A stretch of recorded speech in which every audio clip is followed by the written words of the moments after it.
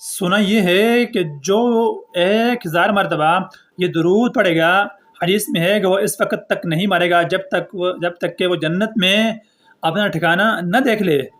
सल्लल्लाहु अला मुहम्मद व सल्लल्लाहु अलैहि, ये हम पढ़ सकते हैं 1000 मरतबा। देखें, पढ़ तो सकते हैं, लेकिन इसमें नबी अकरम सल्लल्लाहु अलैहि वालैहि वसल्लम की आल पर दुरूद शामिल नहीं है। आप यूं पढ़ें सल्लल्लाहु अलैहि व आलिहि वसल्लम, सल्लल्लाहु अलैहि व आलिहि वसल्लम। जब आल कहेंगे तो इसमें नबी पाक सल्लल्लाहु अलैहि वसल्लम की आल भी शामिल हो जाएगी और इसमें आप वसल्लम के साहब कराम भी और पूरी उम्मत क्या हो जाएगी, शामिल हो जाएगी। ये लफ्ज़ इतना बड़ा है सल्लल्लाहु अलैहि व आलिहि वसल्लम, तो ये अच्छा रहेगा।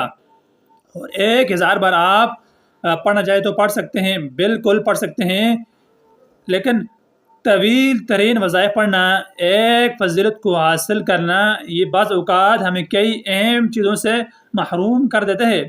आप पहले फ़र्ज़ उलूम सीखें, फ़र्ज़ क्या है, वाजिब क्या है, सुन्नत मुअक्कदा क्या है, मैं इनको इख्तियार करूँ, हराम क्या है, मकरूह तहरीमी क्या है, ताकि ये तर्क न हो जाए। इन पर जब आप दस्तरस हासिल हो जाए, आप इनके आदी बन जाएँ, ये नेमतें आपको हासिल हो जाएँ, फिर आप वज़ाइफ की तरफ जाएँ, इनको पढ़ें।